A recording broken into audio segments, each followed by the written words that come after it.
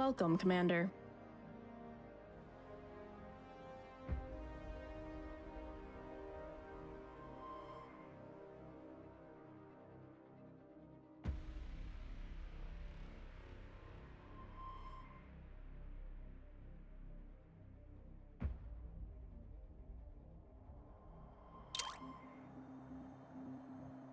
Please choose your starting location.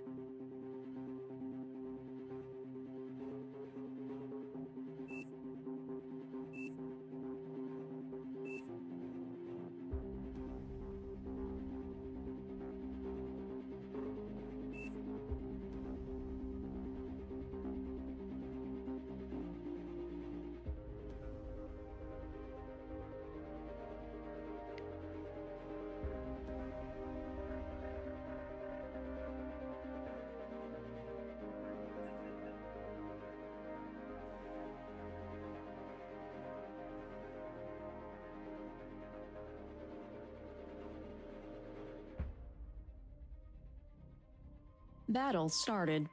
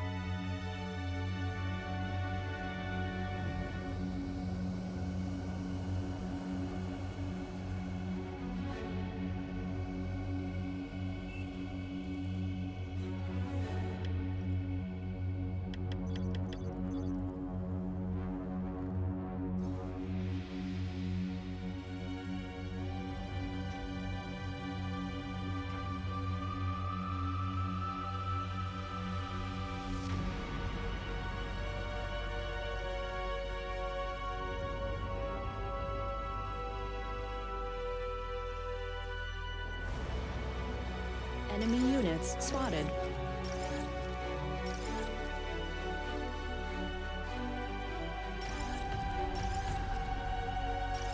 Low power.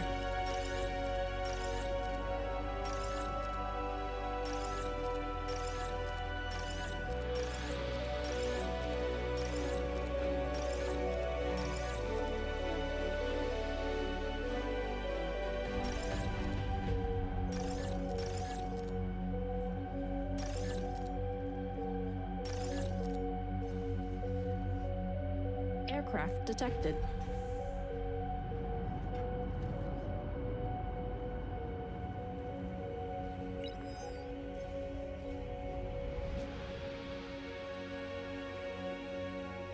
Low power.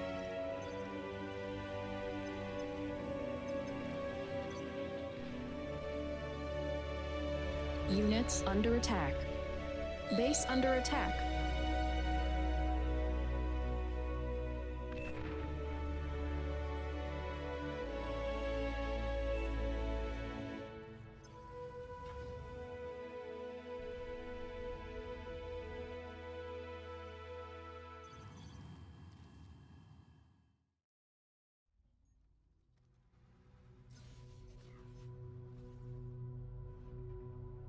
Low power.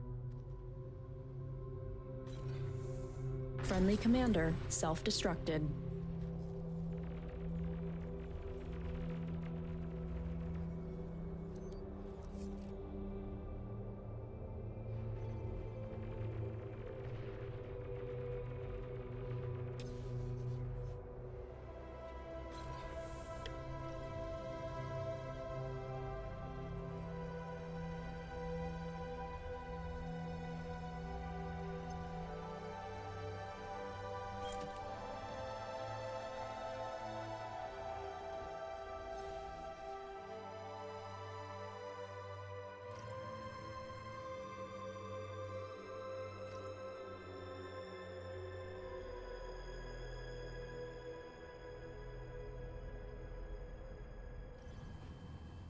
You are overflowing metal.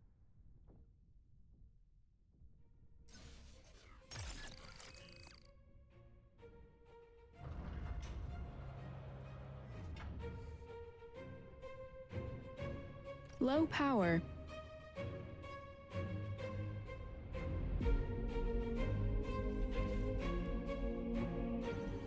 Aircraft detected.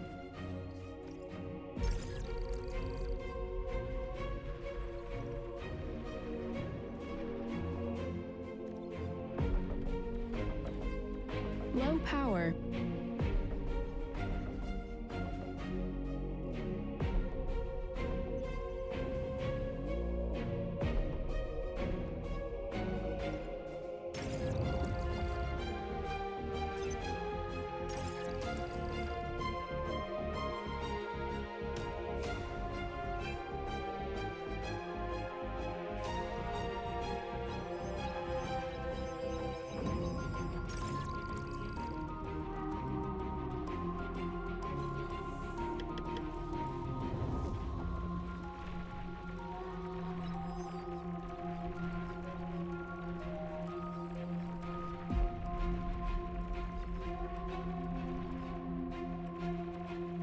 Low power.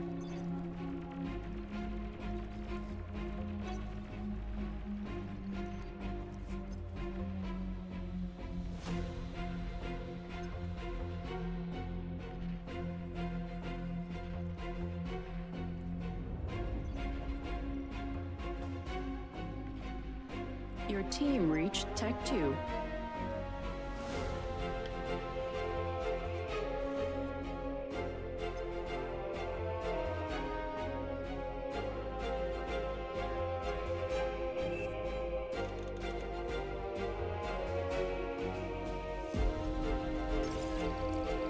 Unit received.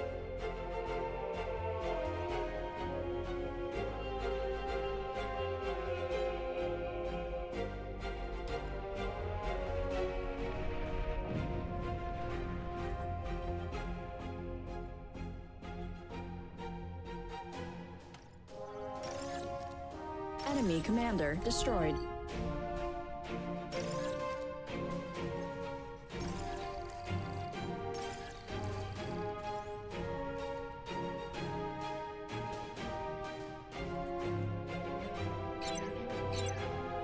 Units under attack.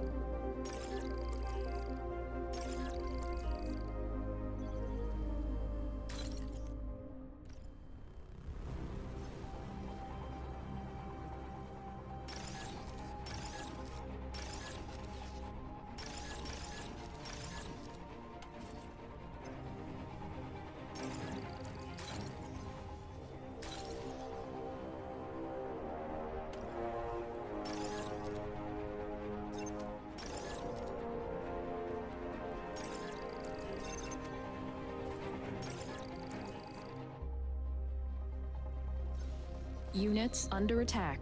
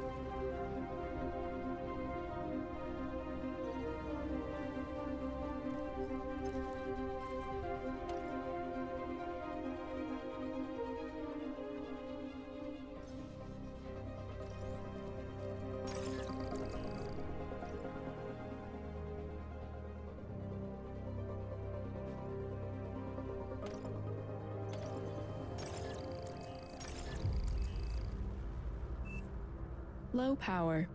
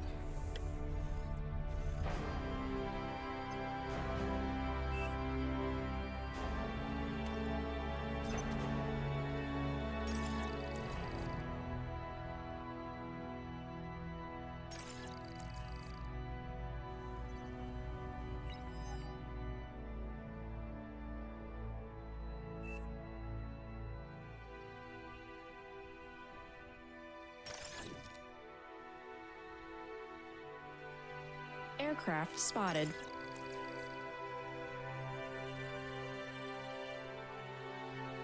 Enemy commander destroyed.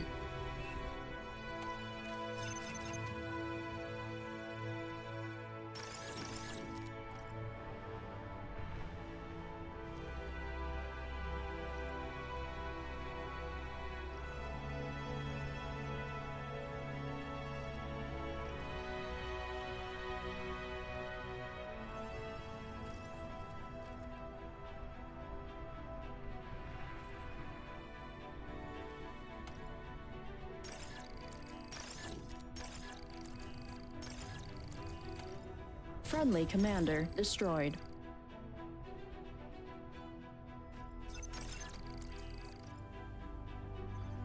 Friendly commander destroyed.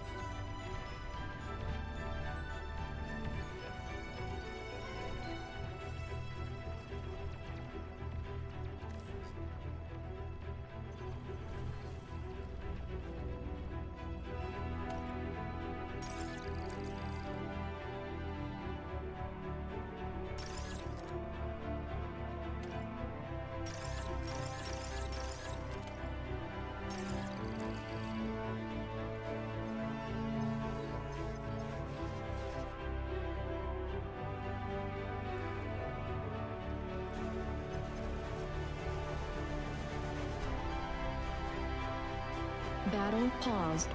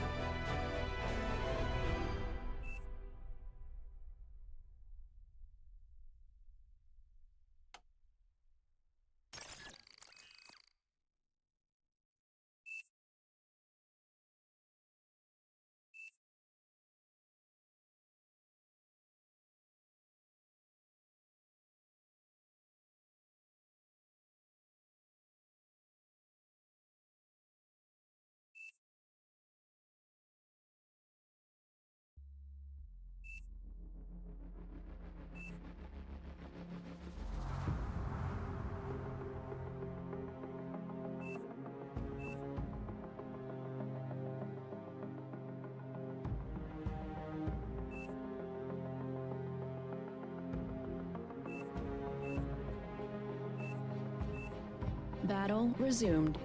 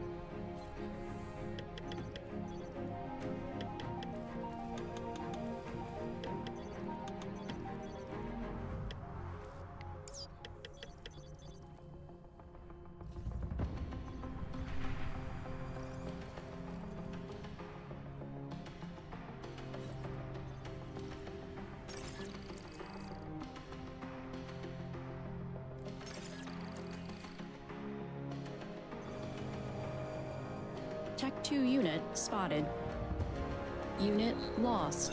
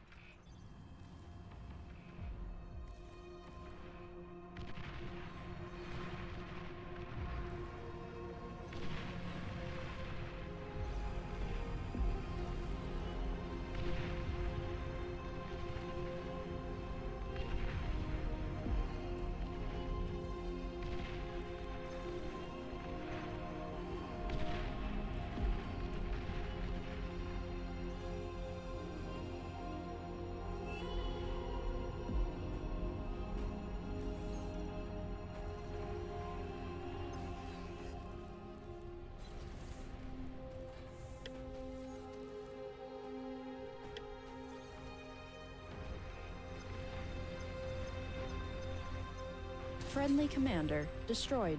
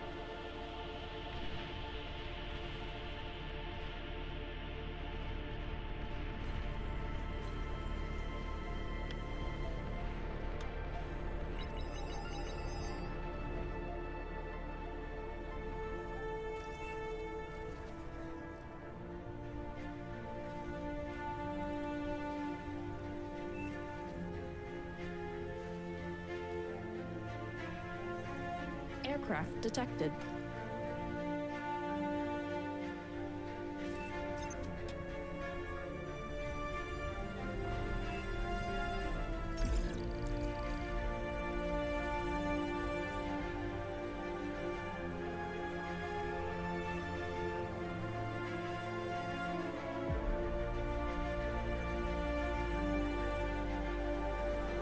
The whole team is wasting energy.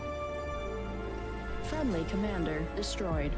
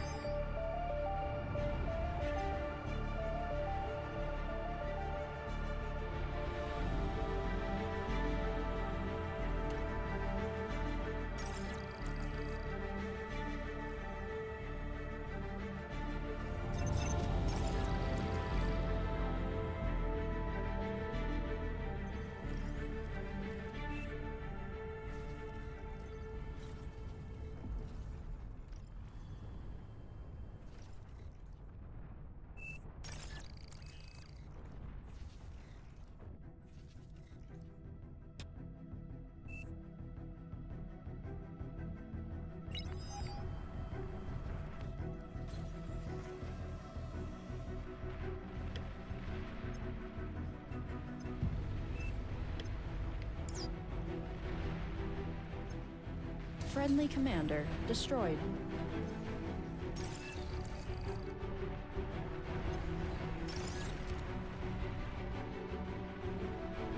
Units under attack. Unit lost.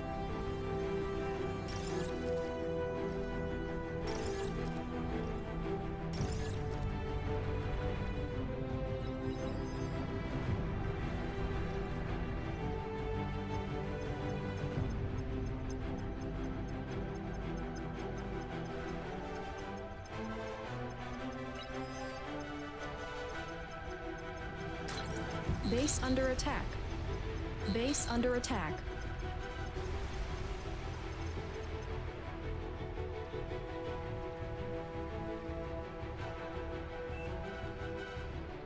Friendly player resigned.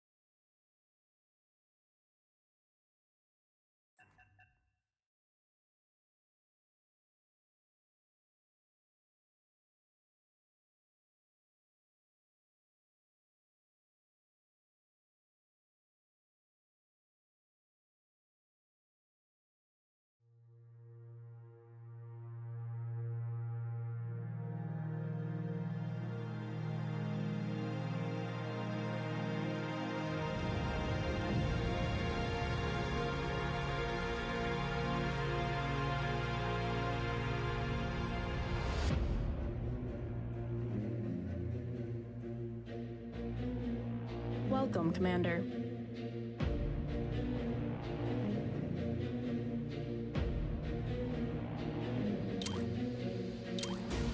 Please choose your starting location.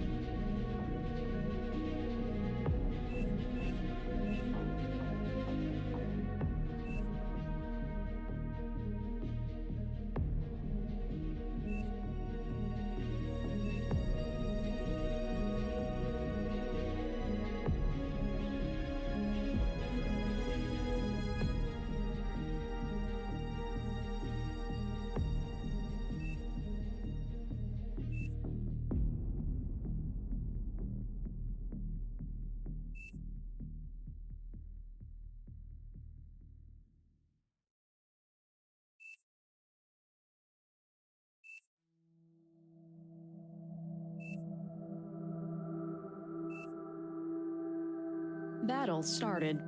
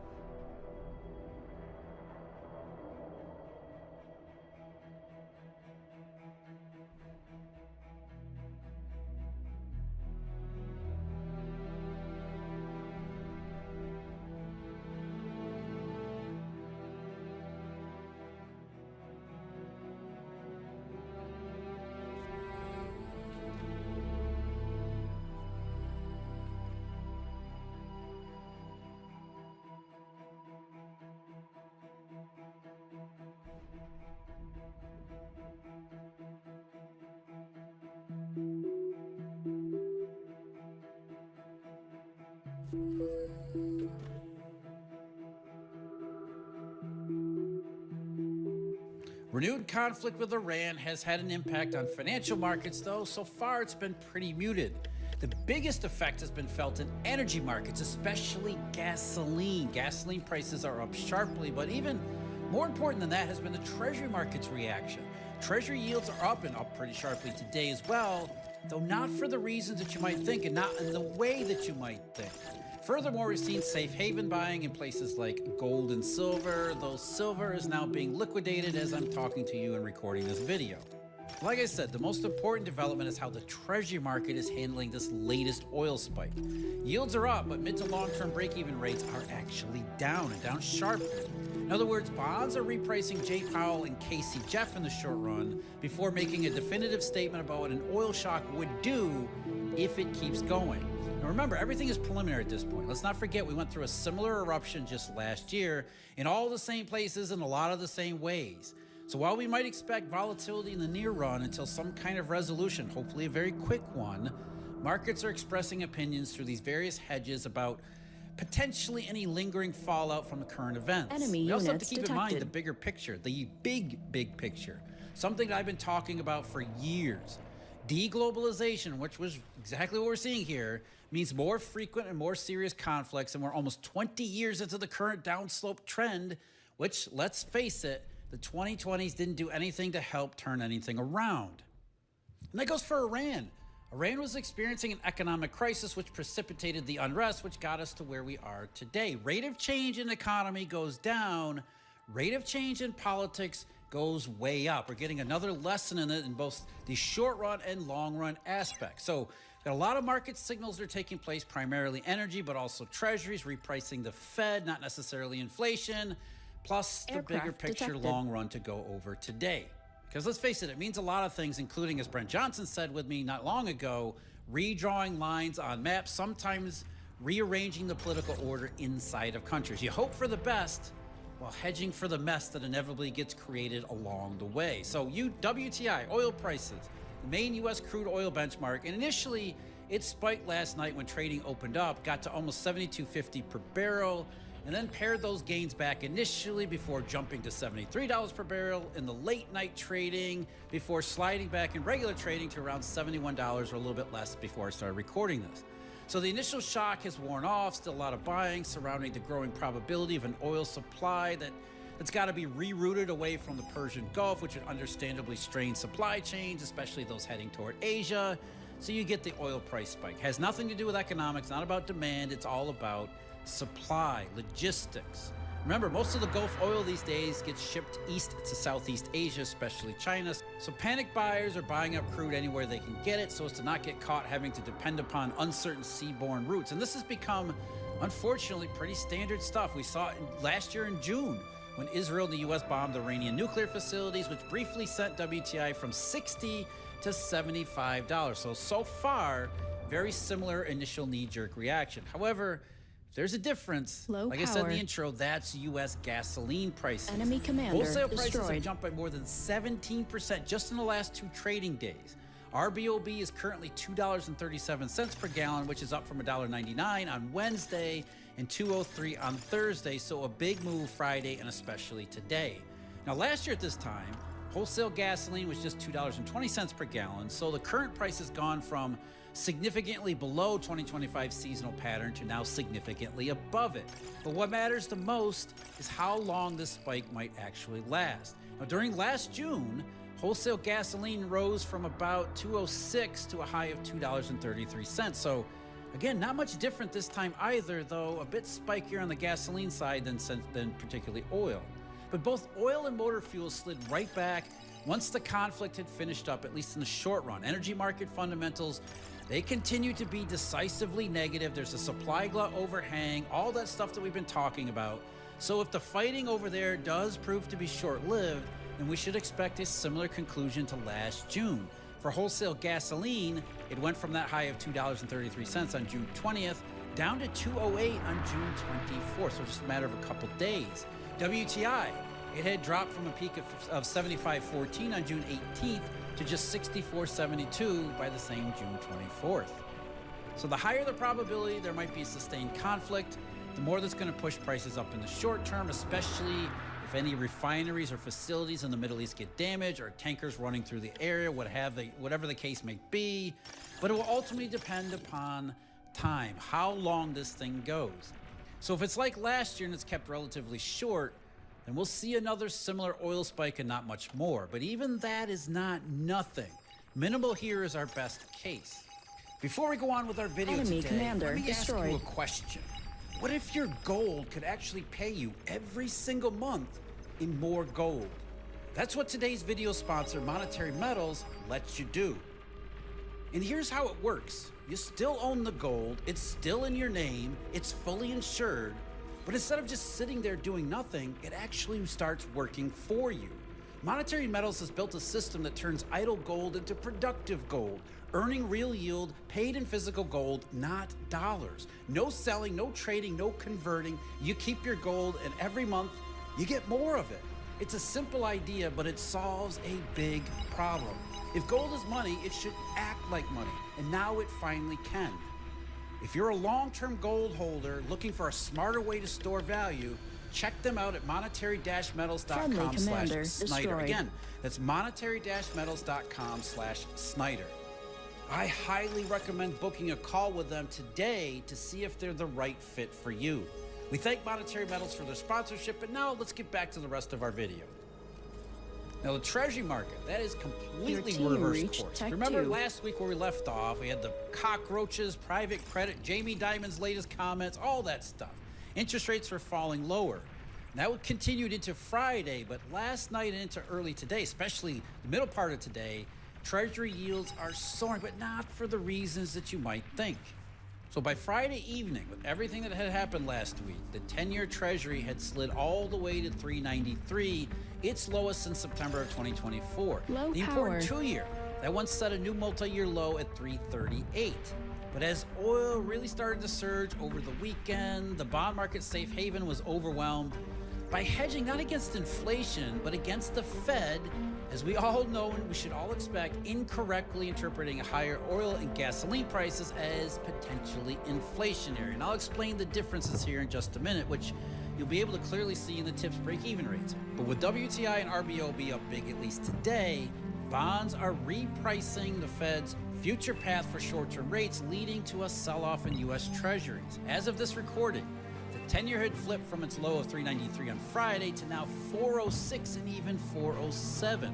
The 2-year went from its multi-year low to now 350. So again, the bond market is not pricing inflation risk, which it still sees as pretty much close to zero. What is being forced to hedge is how Casey, Jeff, and his crew will likely turn any short-run impact on the CPI into another reason to keep interfering in short-term interest rates. Bond traders, hedgers, and buyers, they know that the irredeemable inflationists at the FOMC, led by Kansas City's Jeff Schmid, who doesn't get a vote this year, by the way, but he has been replaced by two hawks, at least, Cleveland's Beth Hammock and Dallas's Lori Logan. They're almost certain to hem and haw over these short-run CPI bumps that are created by the spike in oil prices. And the higher the oil goes and the longer it stays there, the more of an impact it'll have on the CPI, not in the long run. but enough in the Aircraft present spotted. to trigger the usual bad expectations theory that has kept the Fed on the wrong side of the economy Unit this received. entire Pringles cycle. Just look at the correlation between oil prices, or more precisely, changes in oil prices and changes in the CPI index, or you can use the PCE deflator, doesn't really matter. Oil is a big contributor. It is the biggest contributor to marginal changes in consumer price measures.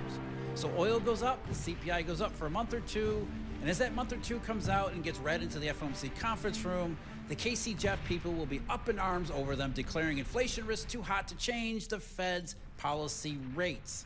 At the very least, they're going to argue for an even further extended pause. And again, bond traders know this, which is why they're Check 2 resetting unit the path spotted. of short-term interest rates, not actual inflation expectations. But notice how it never happens. We've seen several oil spikes here in the 2020s, starting with the big one back in 2022. And not a single one of them led to 1970-style inflation. A lot of people said they were going to. In fact, every time that oil prices jumped for non-economic reasons, whether it was in 2023 with OPEC supply cuts, in 2024 it was the Red Sea shipping problem, in 2025 there was a brief spike in last January, Russian sanctions by the outgoing Biden administration, then the one we just talked about later in the summer with the previous Iran conflict. Every time we hear that higher oil raises inflation risk, only to find out every time that's not how economics actually works.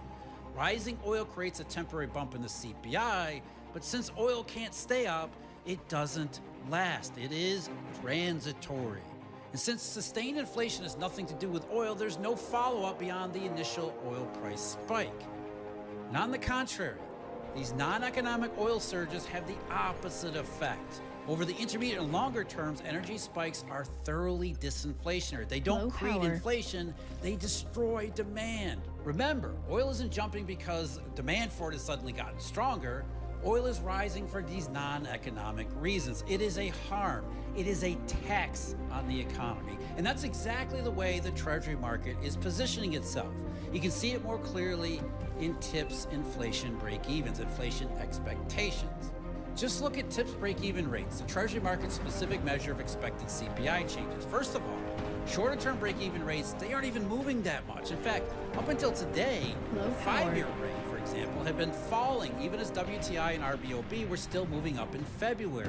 That was the economic risk and the economic situation getting worse on its own, and then being Commander, made under worse attack. initially by higher oil up until last week. And even today, the shorter-term break-even rates are only up a couple of basis points, hardly the spike that we're seeing in like gasoline, for example. Meanwhile, longer-term break-evens have barely moved. The 10-year rate staying low and steady just as it has all along, while the longer-run five-year forward rate, which is a calculation for long-term consumer price expectations, that one has sunk to its lowest level since last April. No sustained inflation, in fact. As I said, oil price spikes don't create inflation, they destroy demand and eventually lead to longer-term disinflation. So put all these parts together. TIPS says whatever impact on the CPI from the near-term jump in energy, it's going to be limited, but it will be there. The increase in oil gasoline is likely to further destroy demand, so more disinflationary probabilities beyond the very near term, spreading out longer and longer and longer. But in nominal treasuries, the market knows the Fed will see even the smallest near-term move in the CPI. The irredeemable inflationist will declare inflation risk is too hot, which will keep the Fed in the way of market interest rates for even longer, at least in the near term. That's why nominal treasury yields are moving higher from their lows, even as TIPS break-even rates aren't doing Unit all that much. lost. Treasuries are repricing the Fed, not anything else. And it isn't even that much, keeping everything into context here. It's not like bond yields are reaching multi-month highs, let alone something like multi-year Commander, highs. under attack. They just said they just hit more than a year low at the 10-year and multi-year lows at the 2-year and are coming off of those bottoms thanks to the predictable interference from Casey Jeff and Cleveland Beth.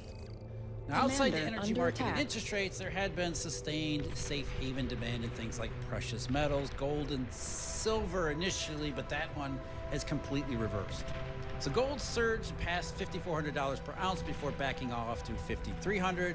Silver soared to almost $94 per ounce again, only to be liquidated on this morning's reversal. And as of this recording, it's now down pretty sharply to $87.40, almost 7% below Friday's price. Meanwhile, the US dollar exchange value is almost universally higher, even though almost everyone in the mainstream is bought into sell America or dollar debasement, some flavor of dollar doom.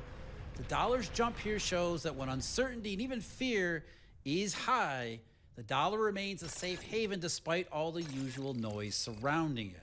But setting aside these current developments, since we won't really know how anything turns out for at least a couple of weeks, we should always keep in mind the bigger picture, which is, as a start, deglobalization and the rates of change that go along with it. The world goes through these long-run cycles. Eurodollar globalization in the latter half of the 20th century was not a new phenomenon. It was only unique in how widespread it got to be and how far it moved the needles, how far it moved all the needles. That was a period of unparalleled prosperity that covered more of humanity than we've ever seen before, even thought possible. But apart from that, it was still the same cyclical processes. Now, there was a period of globalization in the later 19th century, especially heading into the first 2 decades of the 20th, but inevitably it broke down, first creating the Great Depression, then World War II. Rate of change in the economy went down by a ton and stayed there way too long. So rate of change in politics didn't just go way up, it skyrocketed and then redrew everything. From introducing the New Deal and the so-called third way in the US to the rise of fascism and the spread of communism elsewhere. Then, of course, the war of all wars and the nightmares that one unleashed. 2008 was and still is our era's 1929. It was the watershed, the monetary breakdown, eerily similar to the previous one, the Depression also following it. Rate of change in the economy didn't go down in the 2010s by nearly as much as it had in the 1930s, but it went down by a lot, bad enough, and it got sustained, so we got the silent depression. And that pressure, it has been building on society and politics the entire time. People searching for answers, not getting any, not any honest ones, that's for sure. And so in the absence of those, naturally people turn increasingly to extremes, just like they had in the previous Depression age. And I think everyone has noticed how the rate of change in politics has indeed gone up. You can feel it, you can tell. Political parties, they're being reconstituted all over the place. Governments are more unstable. They're prone to repeated crises. Conflicts between neighbors, they erupt more frequently. Right now we've got Ukraine, Russia, Israel, Iran, the US. There's even now a shooting war between Pakistan and Afghanistan. Obviously, the constant threat, China over Taiwan. If everything feels increasingly unstable, it begins with that rate of change in the economy, which, contrary to everyone's promises, did not improve in the 2020s. If anything, it was made worse by the pandemic, the supply shock effect on prices. It led to the Great Impoverishment, which is merely following the legacy of the Great Recession, which was not a recession. And this is something I talked about just recently with both Brent Johnson and Mike Green prior to our Eurodollar University live event. We also spent a good deal of time on it during the weekend too. But here's what both Brent and Mike had to say, because these are really important comments in our previous YouTube discussions. If you don't understand, the world is deglobalizing, not on purpose. It wasn't planned. This wasn't designed. It's just the world goes through cycles. I mean, there's something about human nature where we go through these long stage cycles. We went through a period of prolonged globalization, and it was terrific for the most part. There was always winners and losers, but it was terrific, and it ran its course. We got to a natural stopping point, detected. And it doesn't happen all at once. These things are long, drawn-out processes, but that is a great point. You have to start and understand that we are 20 years or so, almost 20 years into a deglobalization process that is just now becoming more and more obvious. In a globalizing period, people have every incentive to cooperate. We have every incentive to get along because we're all just making money. Everybody's getting rich. The prosperity is going everywhere. Then it starts to get a little bit tougher, and now you go back to almost tribalism and nationalism and all those other isms that we don't like to talk about. They simply come out because there's less upside to cooperation.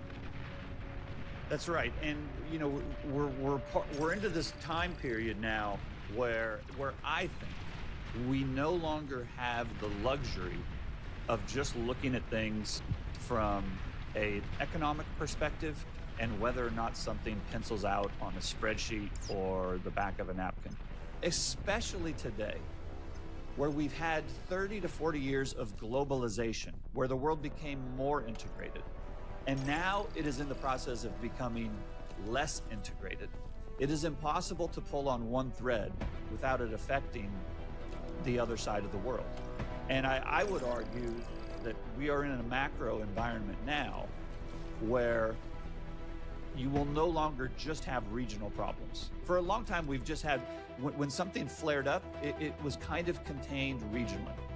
But with the exception of COVID, right? With the exception of COVID. Units under attack. But I think we may be getting back Unit into an environment lost. where, you know, a problem will develop regionally and it will start to have knock-on effects next door and then perhaps on the other side of the world. Where does this coming Nuclear from? launch And I know you've had detected. lots of thoughts about this too. Tech 3 You unit wrote a Substack detected. piece, when was that, last summer, talking about poverty and It was how actually it's- right around Thanksgiving, yeah. Was it Thanksgiving? Yeah, I remember reading that and thinking, once again, spot on here. Yeah. That, I think you're tapping into something that not a lot of people really want to talk about. It's that there is something wrong with the economic system. It doesn't seem to work. And that people's sense of the fact that it's not working, quite understandably, naturally, getting channeled into all these, what I would call unproductive ways. I mean, you know, it's looking for answers that you're not going to find in something like a Bitcoin or gold or, you know, whatever other financial asset. But there is something there. I've talked about this for years. I call it the silent depression. Yep. Which is the system doesn't work, and it hasn't worked for a long time. Yeah, I think for these purposes, actually, I would encourage you to check out a post I wrote called Getting Sentimental. That was actually about the disconnect that we've seen between the traditional misery index, inflation, unemployment, and consumer sentiment. The analysis basically suggests, and there was a piece that just came out from Oxford Economics earlier today that was looking at it, basically said half of this is unexplainable. That's almost exactly what I found, right?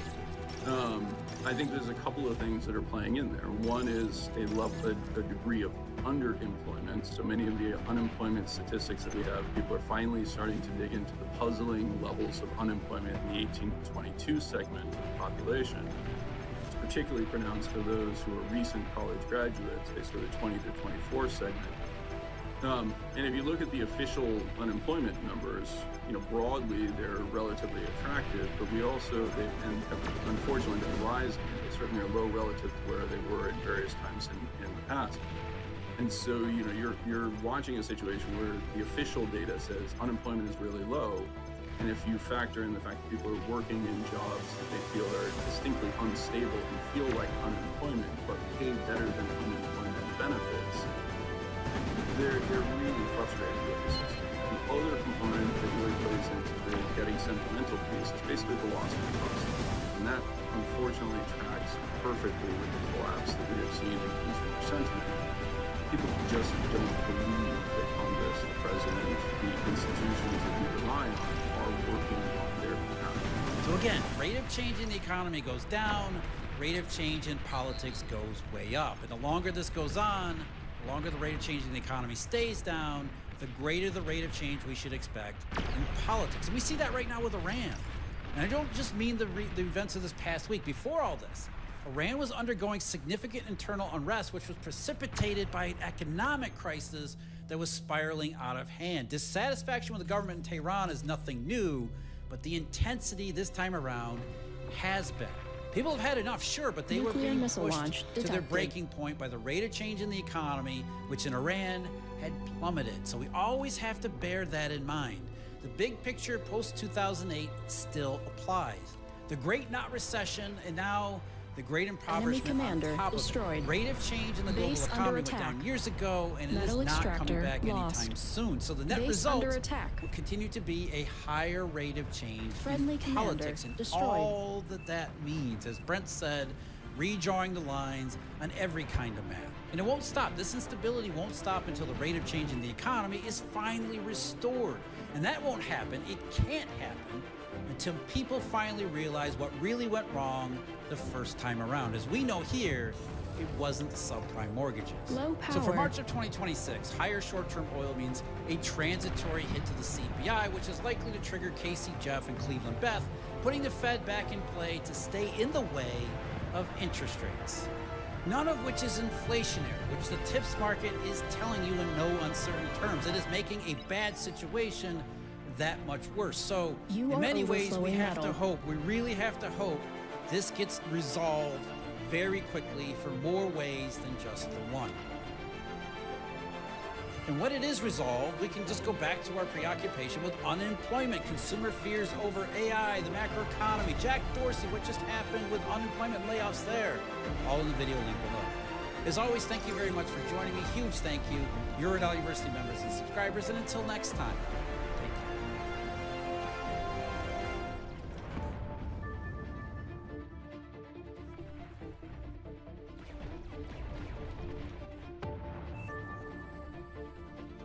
This apple is at the center of the universe. There are roughly 100 million cells inside an apple, and 10 to the power of 25 individual atoms, each one stretching for no more than a nanometer across. The highest number of things that you could fit inside an apple would be roughly 10 to the power of 102, measured in the smallest possible cubic unit, a Planck volume. Looking upwards, you could fit roughly 100 apples inside the volume of the average person, and about 10 to the power of 25 inside the volume of the Earth. Roughly 10 to the power of 66 could fit inside the Milky Way, and around 10 to the power of 84 could fill the entire extent of the known cosmos.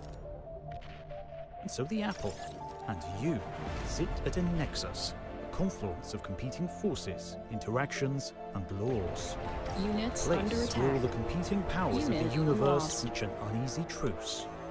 The apple is at the balance point of sizes in the universe.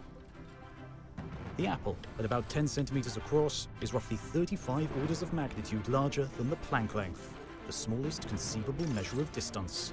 And it's about 27 orders of magnitude smaller than the observable horizon of the cosmos.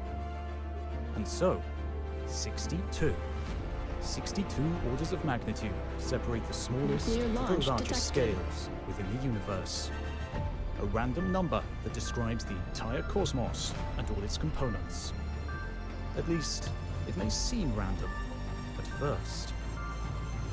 For halfway to the bottom, halfway to the top, the apple is at the center of the universe.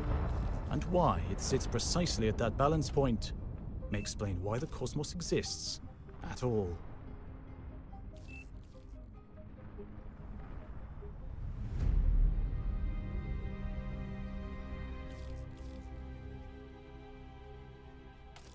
In 2013, NASA's K-10 rover, while being tested at Ames Research Center in California, was remotely controlled from a pretty extreme location. Space. Astronauts aboard the International Space Station guided its Enemy commander movements and destroyed. science operations using a laptop interface and live data links. A remarkable feat, and one that opened up the possibility of humans being able to command robots on Mars and the Moon from orbit. Sometimes it's useful to be able to control your tech remotely, perhaps not in deep space, but certainly on the other side of the globe. And so if you're looking to remotely control your computer for personal or business reasons, AnyDesk can help. Enemy commander AnyDesk destroyed. is a lightning-fast remote access tool that makes it feel as if you're sitting right in front of the remote machine. Indeed, here at History of the Universe, we find it great for video and audio editing whilst away from the main machine, and also very useful for transferring large files. AnyDesk's secure, direct file transfer bypasses the cloud entirely. This is ideal for us to move high-quality footage or even entire documentaries around between team members. It could have any number of uses for other businesses and projects. And AnyDesk is available across all major platforms, is backwards compatible with older operating systems, and has 99.98% uptime reliability, so you can depend on being able to use it when you need to. And what's more, personal use is totally free, with tailored plans for team and business environments. And so, head to anydesk.com to try this premium remote access tool, free of charge.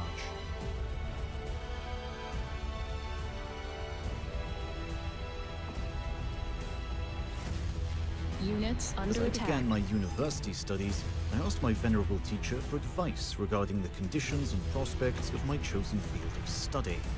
He described physics to me as a highly developed, nearly Friendly fully commander matured destroyed. science, and that theoretical physics is Unit noticeably lost. approaching its completion to the same degree as geometry did centuries ago. Nuclear launch So detected. said Max Planck of his teacher Philip von Jolly, under whom he studied in 1875. And 25 years later, Max Planck would, to the consternation of his former mentor, almost entirely revolutionize the Metal supposedly extractor fully matured lost. science of physics. Base under attack. And he didn't even mean to. Planck had been hungry for a physics education, but he'd found his lectures to be stuffy and old-fashioned. Besides the remonstrations of von Jolly, he also considered his professors Hermann von Helmholtz disorganized and slow, and Gustav Kirchhoff dry and monotonous. So he largely taught himself, the perfect recipe for a revolutionary. At the close of the 18th century, Planck was attempting to mop up what von Jolly would have considered one of the final long-standing puzzles in physics, mathematically describing the spectrum of radiation emitted by hot, glowing things, like a metal poker taken out of a fire. Genius after genius had tried their luck to no avail. But the joke goes that there are two kinds of physicists, those who play by the rules and those who get physical constants named after them. And so Planck persisted, and after exhausting all other possibilities, he introduced what he called a mathematical trick. Instead of pouring out light in all possible quantities, Planck assumed that these hot objects could only emit discrete chunks, or quanta, of radiation.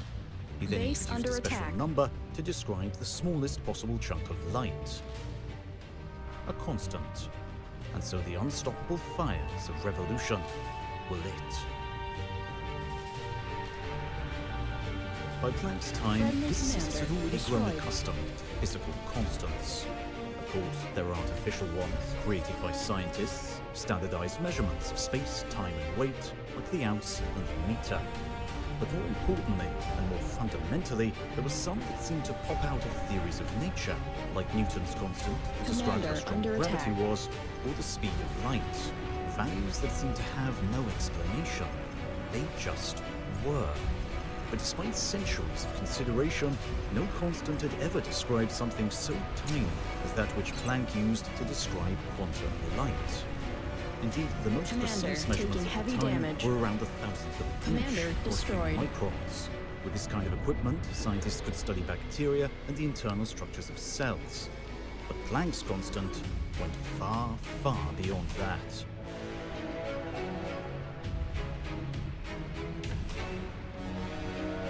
This number tells us where and when and how quantum effects become overwhelming, where the certainties of the world we know melt away into probabilities and uncertainties. The whole team is wasting energy. 6.626 times 10 to the power of minus 34 joule seconds. Planck was able to combine this constant with 3 other constants, the speed of light, Newton's gravitational constant, and Boltzmann's constant, to create a system of reference points. Friendly player resigned. And these are the Planck units. A Planck time of around 10 to the power of minus 44 seconds, a Planck energy of around 10 to the power of 9 joules, and a Planck length of around 10 to the power of minus 35 meters. These units tell us that any object, system, event, or occurrence that approaches these limits will be affected by the world of the quantum. And as to what happens when systems reach the Planck limits, nobody knows. These seem to be the limits of the universe. Beyond these numbers, quantum chaos rules, and our mathematics does not allow us to go. However, we shouldn't worry too much, because we're unlikely to run up against these limits anytime soon. The world's most powerful particle accelerator is the Large Hadron Collider, with a peak design collision energy of 14 tera-electron volts, which is 14 times 10 to the power of 12 electron volts. If they collided a tennis ball with that energy, it would burn as bright as 100,000 Hiroshima